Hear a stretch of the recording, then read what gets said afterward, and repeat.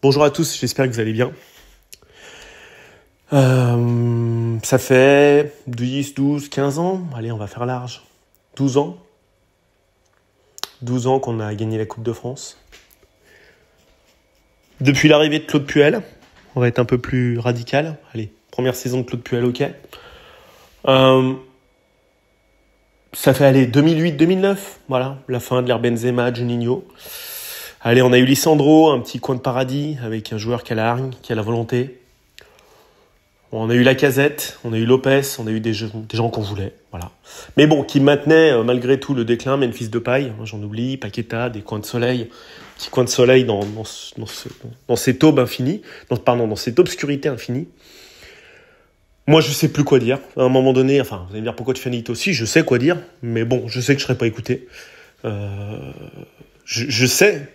Je sais ce qui va pas à l'Olympique Lyonnais, et je pense que tout le monde le sait, ce qui va pas à l'Olympique Lyonnais. Tout le monde. Alors on peut tailler Pierre Sage. Bon, Pierre Sage, c'est l'épiphénomène du moment, hein. Ne vous inquiétez pas. Vous mettez Pep Guardiola, ça changera rien. Ça changera rien. On le sait.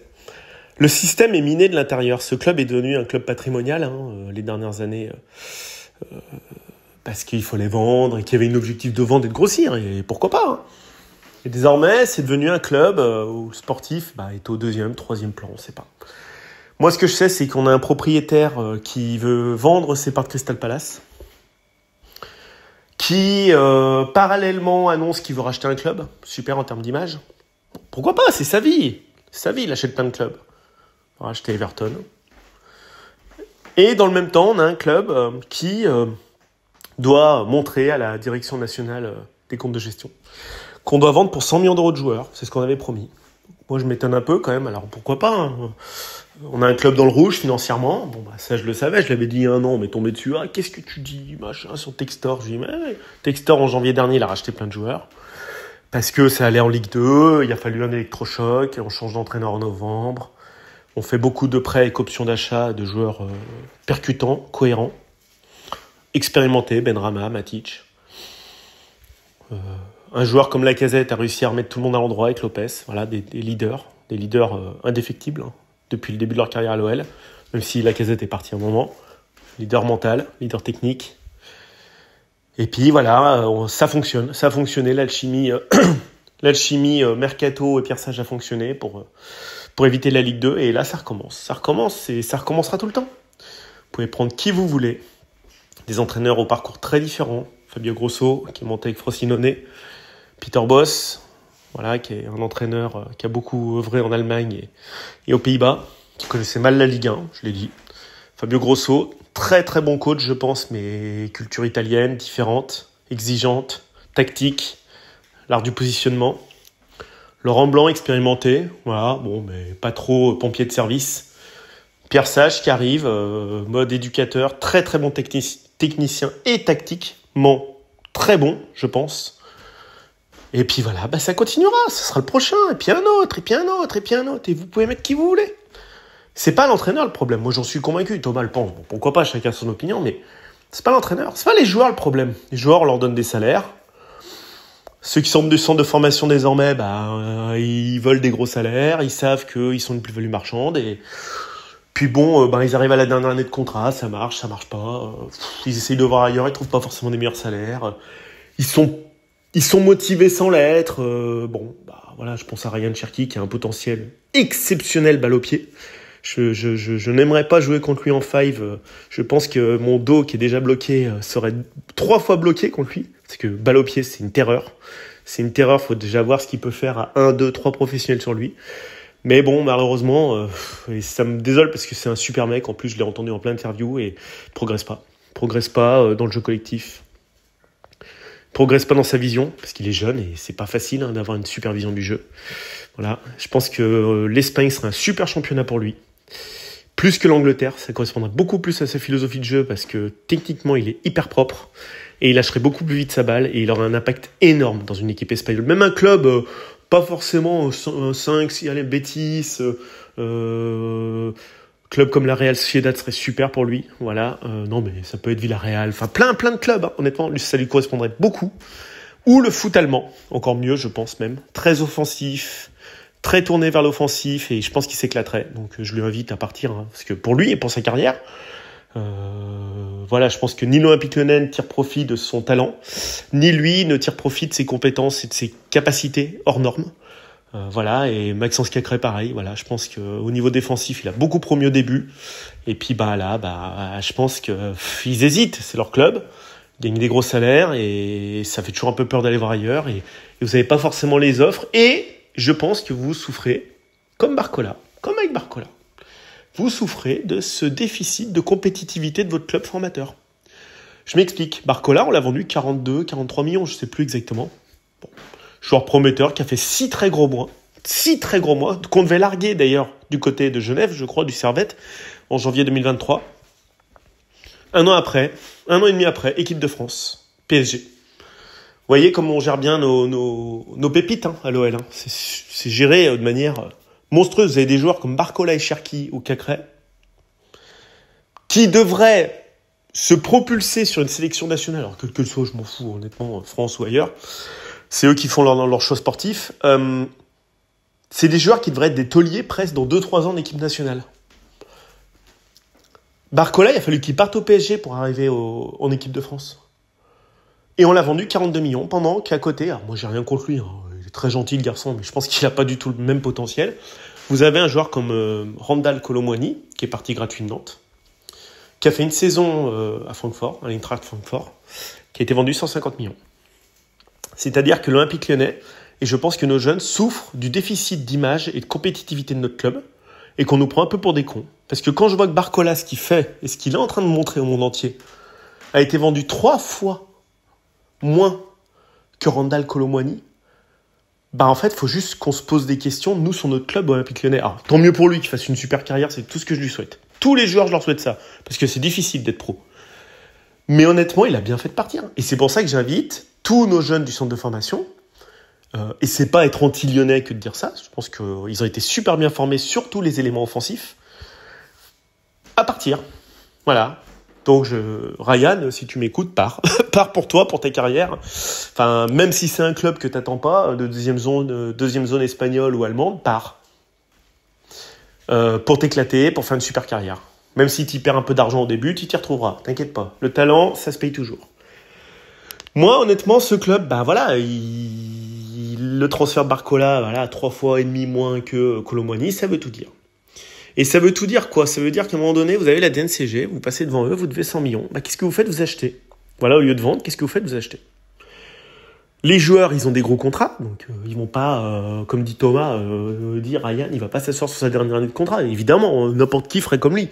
On lui propose 300, je sais plus combien, moi je ferais comme lui. J'attendrai de voir s'il y a une offre au moins similaire et un challenge sportif qui tient la route pour jouer.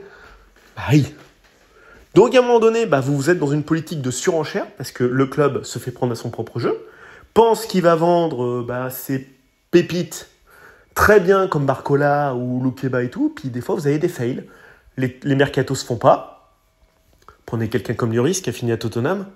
Je pense qu'il avait un autre potentiel que de jouer à Tottenham. Mais les places, elles sont pas ouvertes dans tous les sens, dans tous les clubs, à tous les moments. Voilà, alors ça peut marcher pour Barcola, ça peut failer pour Carcré, ça peut failer pour un autre, et le mercato est plus tendu qu'avant. Vous partez pas comme il y a en 2017, notre ami Corentin Tolisso était parti, ou Alex Lacazette était parti, je crois la même saison, du côté d'Arsenal. C'est plus aussi facile les mouvements vers les clubs. Voilà. Donc à un moment donné, l'OL est gourmand, ils veulent vendre cher ses joueurs, donc ils proposent des gros contrats. Sur 2 ans, puis après, mince, on est coincé, le joueur, on le met dans le loft. Forcément, ça impacte le club. Je suis d'accord avec Pierre Sage, c'est un énorme impact. Un énorme impact sur la tête des joueurs. Parce que le sport de haut niveau, c'est du détail, les mecs. Lisez les interviews des champions olympiques, Biles, Marchand. Regardez ce qu'ils ont fait, ce qu'ils ont souffert, ils se sont plantés. Simone Biles, elle est revenue, elle était complètement la tête dans le sol, elle voulait plus faire de gym.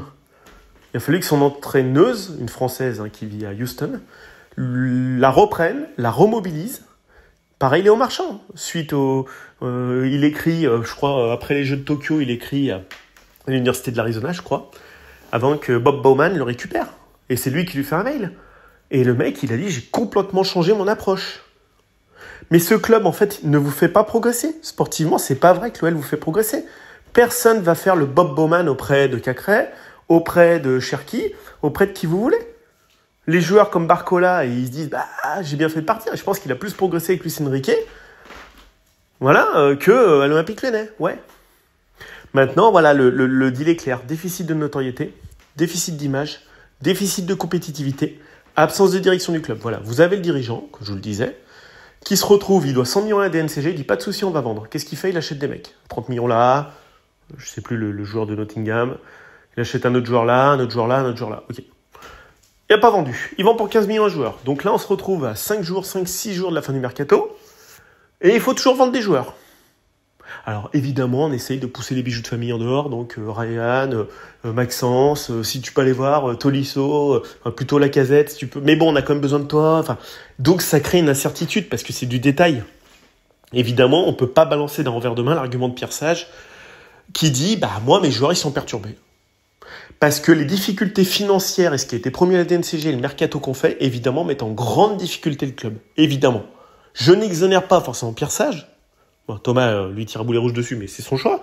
Je pense que l'absence de direction claire vis-à-vis du centre de formation, des jeunes qui sortent, de ce qu'on peut leur proposer, de là où ils veulent aller, et l'absence de compétitivité du club, le problématique financière et tout ça pèse beaucoup dans le sportif et fait que on est dans la merde. On a un goal average pourri. On va jouer la Coupe d'Europe dans 15 jours. On est déjà dans la merde en Ligue 1. Ça commence déjà. Moi, je sais pas quoi vous dire. Honnêtement, je vois qu'il y a un dirigeant américain qui veut racheter un club anglais. Par contre, il manque 85 millions d'euros dans les caisses. Alors moi, j'avais dit il y a un an, ouais, mais tu vois, Textor, tu t'étais planté, Antoine, c'est un super mec, c'est un super machin. On s'est bien d'accord, il a fait des prêts avec option d'achat, il n'a pas levé les options. Noama, il a fait un transfert via Botafogo pour l'avoir. Et là, il a dû lever, je sais pas combien, 65 ou 70 millions pour acheter finalement des mecs prêtés avec option d'achat. Alors qu'on devait 100 millions. Donc en fait, je sais pas s'il a de l'argent ou pas. En tout cas, il a pas envie de mettre de l'argent dans l'Olympique Lyonnais. Il en met, mais il y a toujours des déficits. Donc évidemment, c'est compliqué de construire un mercato de manière sereine. C'est compliqué de vendre nos joueurs parce que regardez, demain, vous voulez Ryan Cherki. Et je pense que si un super entraîneur peut en faire un super joueur, vous dites pourquoi je vais le payer 20 millions alors que le mec, en janvier, il signe où il veut. Non mais, une minute, trop de chrono. Enfin, vous réfléchissez, vous faites, c'est la même affaire que Rabiot, que Ben Arfa, que Memphis quand il est parti gratos de chez nous. C'est la même affaire, en fait. C'est maintenant, comme dit Thomas, les joueurs, ils vont au bout de leur contrat. Et honnêtement, le club en face, il préfère lâcher une grosse patate à Ryan Cherki dans 6 mois. Alors attendez, maintenant, si Ryan il joue pas, ça le met un peu dans le rouge aussi. Mais bon, lui, il fera sa carrière. Hein. Mais c'est tout comme ça. Je pense qu'il y a une absence de direction, il y a une absence de clarté dans les propos de John Textor de ce qu'il veut faire, des fonds dont il dispose, qui met notre club en grande difficulté, tant sur la scène européenne que sur la scène française. Si l'idée, quand ça va mal sportivement, le premier responsable, c'est le dirigeant. Hein. C'est jamais personne d'autre. Enfin, c'est ni l'entraîneur, ni les joueurs, ni ce que vous voulez.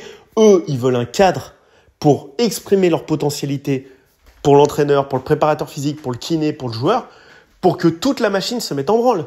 Ce n'est pas un manager général, l'entraîneur en France. Il n'est pas libre sur le mercato, contrairement à l'Angleterre, où c'est un manager général. Donc moi, je veux bien, mais Pierre Sage, il est hyper bloqué sportivement sur le mercato. Il ne choisit pas ses joueurs. Donc à un moment donné, oui, alors Thomas il me dit, ouais, il attend de se faire lourder. À un moment donné, lui, il peut quoi si les joueurs, ils vont pas mettre le paquet parce qu'il sait pas où il va jouer dans 2-3 matchs. Voilà, donc moi, je constate, et ce qui est malheureux, si vous avez des gones plus jeunes que vous, l'OL, faut voir ce qu'ils en disent. Hein. Parce que les jeunes, ils sont binaires, hein, c'est oui-non. Hein. Ouais, ce club, il est éclaté au sous-sol, il est PLS. Voilà ce que me disent les gamins que j'écoute autour de moi. Et tu supportes qui ? Le Real Madrid. Voilà, on finit comme aux Pays-Bas. Moi qui connais pas mal de néerlandais, ceux de mon âge, ils aimaient le PSV Eindhoven, l'Ajax. Maintenant, les mecs, ils regardent d'abord Manchester United, City, le Real et tout.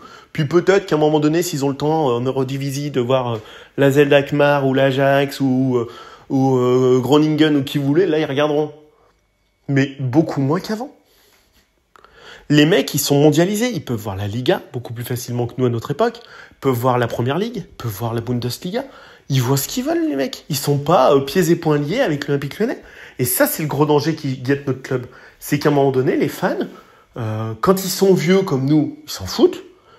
Mais les jeunes, il va falloir faire autre chose et leur montrer quand même autre chose et d'autres valeurs, telles que les champions olympiques l'ont montré, plutôt que de dire, attends, ça te dit pas de regarder, gamin, 1h30 d'un match de l'OL avec moi? Le mec, il dit, ouais, à part la Casette, ils sont tous éclatés. Voilà ce qu'ils me disent tout le temps. Voilà, moi, mes gones, ce qu'ils me disent, ouais, à part la Casette, ils sont tous...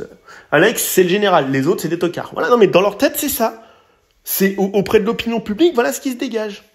Alors après, moi, je comprends pas s'il faut aller à Botafogo, comme Mohamed El Arouche, le pauvre. Je pense qu'il avait autre chose à faire qu'aller là-bas.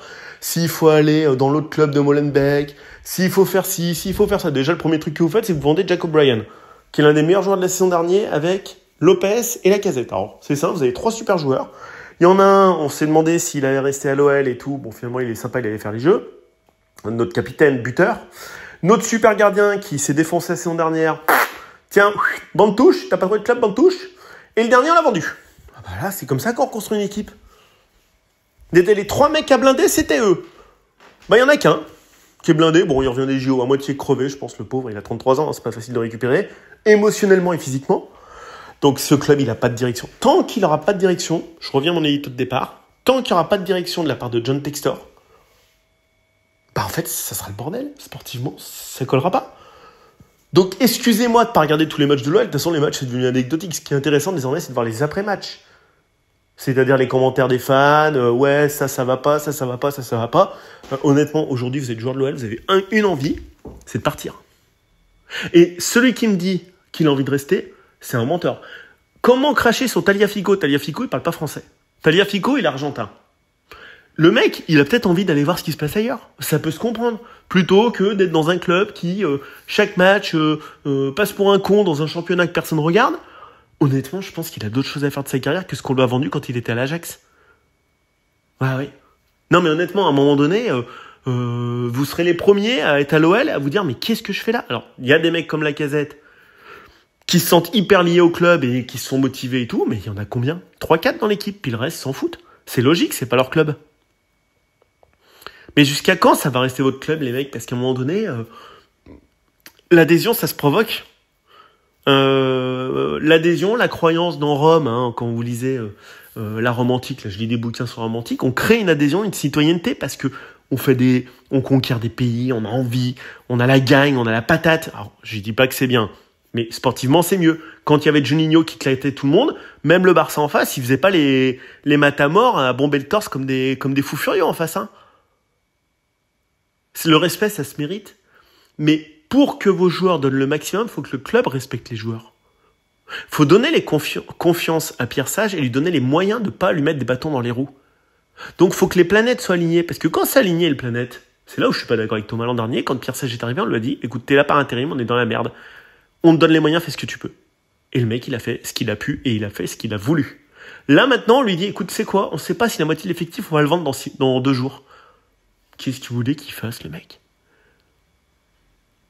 Qu'est-ce que vous voulez qu'il fasse? Je sens même plus la passion dans son discours. Il dit, bon, j'ai signé mon premier contrat pro. J'essaye de tenir bon grand malgré. Si ça tient 6 mois, tant mieux. Je reverrai un club ailleurs. Et puis voilà. Les planètes ne sont jamais alignées à l'OL.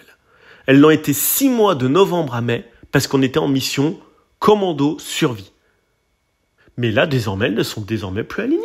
Parce que ni les joueurs ni le coach ne sont concernés par le projet que veut John Textor. Je ne sais pas ce qu'il veut. Il veut racheter Everton.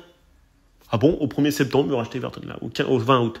Mais en même temps, il faut vendre des joueurs de l'OL. Mais quelle cohérence! Quelle cohérence! Et les 100 millions d'euros que tu vas récupérer à Palace, pourquoi tu ne les mets pas à Molenbeek, à Lyon et à Botafogo, au lieu de racheter 350 clubs? Parce que si t'es blindé de thunes, mon pote, tu mets plein d'argent sur l'OL, plein sur Botafogo et plein sur Molenbeek. C'est pas la peine de vendre tes parts de Palace pour racheter Everton pour faire quoi? Pour qu'on ait toujours des trous structurels à chaque mercato? Et voilà, notre mercato, il devait être génial, il est cramé. Alors, moi, je sais pas qui fait quoi dans le mercato, Thomas, il connaît mieux que moi, sur Frio et tout, j'y connais rien. Mais moi, je vois que les joueurs sont pas sereins. Le coach n'est pas serein. Les joueurs ne sont pas sereins. Il y a un loft de joueurs comme Lovren, Cherki et tout, c'est pas des tocards, hein, loin de là, sportivement. Je pense que Cherki est un joueur qui a besoin d'un recadrement, qui peut faire de grandes choses si on lui donne des bons conseils, s'il progresse. Maintenant, Lovren, c'est quelqu'un qui pouvait beaucoup dépanner, c'est pas devenu en un an un tocard atomique non plus. Mais c'est tout comme ça. On a un effectif qui, sur le papier, devrait jouer les 3 premières places. Et au final, on est avant-dernier de Ligue 1 ce soir.